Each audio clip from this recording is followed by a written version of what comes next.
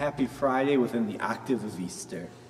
We made it through Lent, we made it through Holy Week, and now we get to celebrate. We're in the highest week of the year, 8 days of celebration within the 50 days of Easter.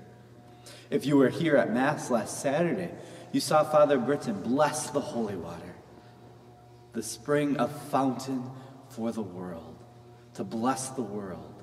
If you were here on Easter Sunday, you renewed your baptismal vows and were sprinkled with this water. But what does the church mean by water? We don't just look at the chemistry of it, although that's included. We recognize hydrogen and oxygen atoms. But when the church says water, it means so much more. We look at Scripture. We look at the water at creation. The water turning to blood as one of the plagues. The water at the Red Sea. The water that flowed from the rock that Moses struck with his staff. The water at the well of Shiloh that the prophet went to and washed. The water at Christ's baptism in the Jordan. The water that flowed from his side when he was speared. The water from the wedding of Canaan turning into wine. All these scripture passages have to do with water and so many more. In addition to the biblical references, we also have many sacramental references to water. At baptism, water is used.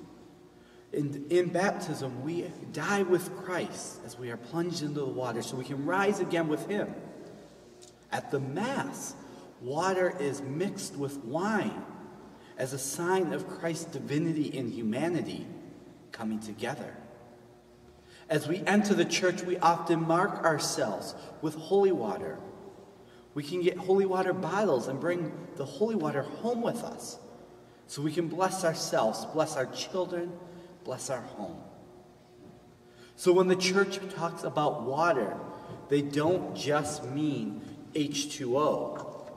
They mean all the biblical and all the sacramental references as well. So the next time you hear the water at church, think of all these references.